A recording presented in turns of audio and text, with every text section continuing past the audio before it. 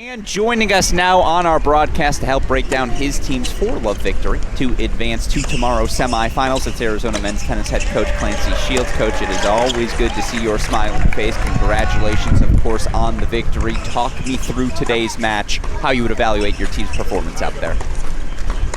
Yeah, well, first off, I was really impressed with Texas Tech. I mean, they were really good in doubles.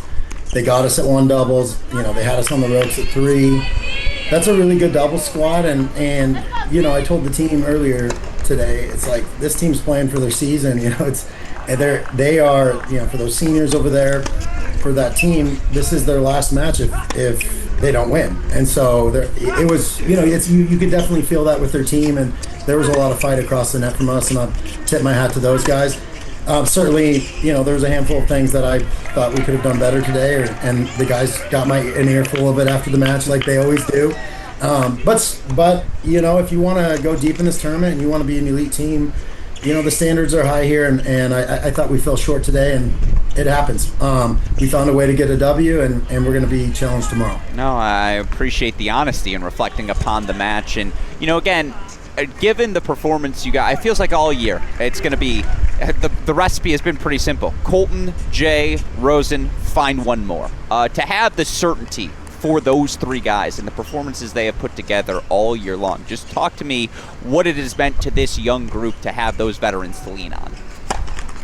Yeah, well, I mean, everyone has been following what Colton's been able to do at both at the collegiate level and the ATP level, and you know, that gives our team a huge boost. And you know, for me, just watching him, I'm just enjoying kind of watching him play and knowing that I only get to do it a few more times. But you know, I have so much respect for, you know, his ability to come back to this level and respect the game at this level, because it's totally different. And the ATP level is a different game, and this one's a different game too. And you know, he really, you know, we talk about killing your ego all the time, and I think that's one of the things that he's done a great job of this year when he comes back and plays for our team, is that, hey man, I might have to play a little longer and play with a little less risk, and you know, I know I have a huge target on my back and I'm expected to win, all those things. But man, you gotta love a kid who has a low ego and is a high performing individual, and that's certainly been him. He's undefeated for us this year.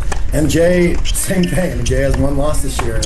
Has been, I think he's 10-0 at number one singles for us. I mean, he's been unbelievable for us. But you know, Jay's one of those guys. He's just a lightning rod. When he catches fire, it's like, oh my gosh, he might be the best player in college tennis.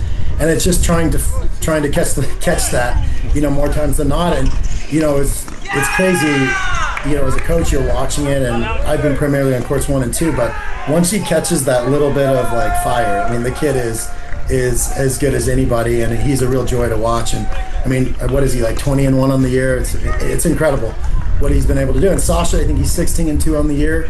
You know, he sat on the bench for us last year, and the old Bobby Knight thing of, you know, the butt hits the bench talks to the butt talks to the brain, and then you get off the bench. And he was really motivated to play for us this year. And you know, what a record for really a freshman in our singles line, 16-2. And Casper is as good as anybody at number 6 singles in the country. And you know, we have our guys at 3 and 4, they're just freshmen, and so they're just coming along, and you know how it is. It's like they just got to get that experience, and you can tell there's some nerves, you know, in the first round of a conference championship. But I think we have a really good team.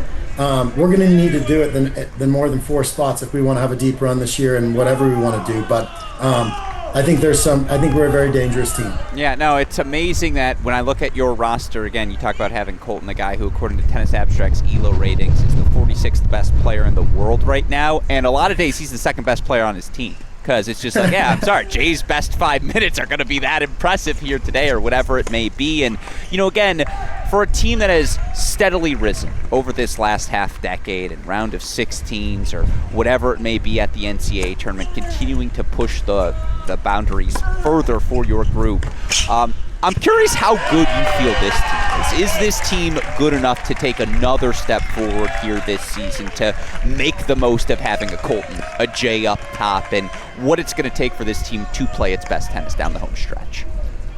I just think our coaching staff has got to do a really good job. We got to coach this year. We got to bring them along. It's not just, you know, we don't got Triple H, we don't have Gustav, you know, those guys were just there was like being on autopilot. I think that this year has been a lot of fun for me, because with a young team, you got to see if you can coach and how help bring these guys along. And last year I was just kind of sitting back there on autopilot and just watching, and this year I have to actually do something. But yeah, I don't know. I think every coach in the country is asking that question. How deep can we take this year, and who can peak at the right time? And I know what this team can do when they're really dialed in. They're really good, and we can be with anybody. And I also know on days like today, I thought we played like a 30s team. Because I don't know. For some reason, we lowered our level today, and we can't have those dips, or you're going to find yourself at the end of the year, you're going to be sent home early. And so we just got to do a better job. From here on out, you can't have too many more dips. We got to bring these guys along, and if we do our jobs well as a coaching staff, I think we can bring these young kids along and make a deep run. But as everyone knows, you got to go out and earn it, and certainly we're going to have a tough road ahead. No, cannot wait to watch you guys continue to compete down this season's home stretch. It's funny, I was joking around with my little brother when he and I take a sabbatical and go write our college tennis book. We're like 3 pages on Herman Hoyerall. That's probably the right amount there, because he deserves a little tangent on its own, so I'm glad he got the shout out from you. But obviously right now on our screen is the match you play the winner of. Baylor right now a 1-love lead on Arizona State. They also have 3 first sets, or 4 now for those tuning in. You have a preference one way or another who you guys see tomorrow, interstate rival or a Baylor team again? And again, what's the focus here this week to ensure your guys play that best tennis, have a chance to bring home a conference crown? Yeah, I mean, Baylor looked really good. I was walking by. I mean, they look really good. I mean, the best calves in America. I mean, these guys, they're like 6'5".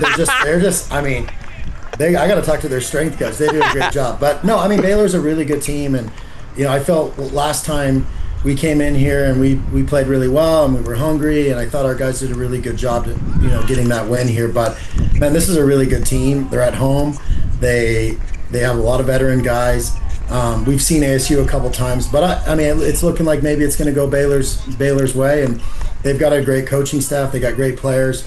We're going to have to come out and play well to beat them. But we just keep our focus on ourselves. I think we just got to get better from today.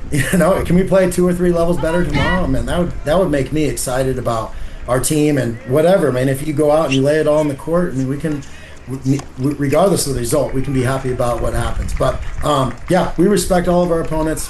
It's not going to get any easier, but certainly we got to fix a few things within our own locker room. No, well, certainly looking forward to watching you guys go about doing that. And, again, technically another first in program history. First Big 12 tournament semifinal. And, again, maybe the quietest 22-4 season in college tennis history, but a Bearcats team that is certainly playing their best tennis down the home stretch. So, head coach Clancy Shields, it is always a pleasure to get the chance to chat with you. Obviously, congratulations to the guys on your success today, and looking forward to watching you compete the rest of this week.